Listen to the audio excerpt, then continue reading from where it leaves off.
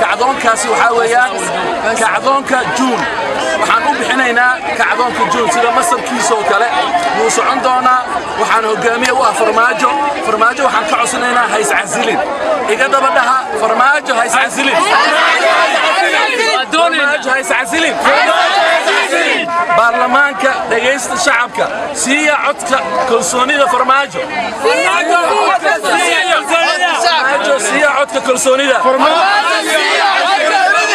qodobka ugu dambaysa Sheekh Shariif waxaan xusuusinaynaa axadiga kumeelgaarka ee qaranka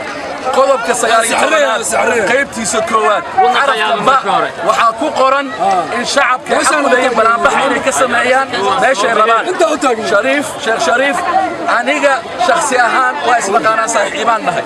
waa ku taageeray in Soomaali shariica aad ku oogto waa ku taageeray Soomaaliya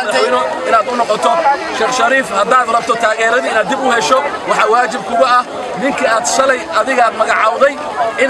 inaadan kaga bixin aad siiso kursigiisa aad garab u noqoto Sheekh Shariif waa sida kaliya aan kugu siinayno kalsoonida haddii kale adiga meesha ka bax Shariif Xasan soo haray Shariif Xasan gudoomiyaha baarlamaanka inkastoo baarlamaanka aan la dooran haddana waxaan kuu sheegayaa shacabka Soomaaliyeed wuxuu ka rabaa in aad siiso kalsooni sakiin foom kaaradaad ibsi kaarmeel ku soo farmaajo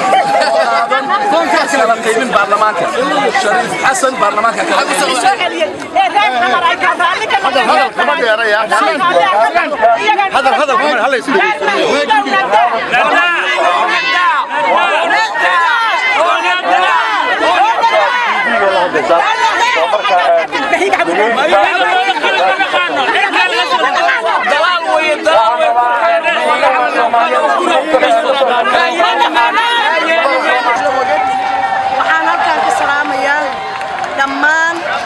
برايم منستر كي وسيرده oo dhan Soomaaliya oo dhan meel walba ay joogto waxaan hambaliyo leeyahay inay ayagana hogaamiyaan madax ay noo noqdaan dhig miiratada tuugada lama masalaan Soomaali walaalay noqotay qabiil waa laga tagay waa israacnay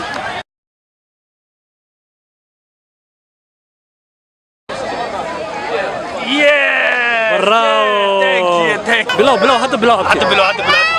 Somalia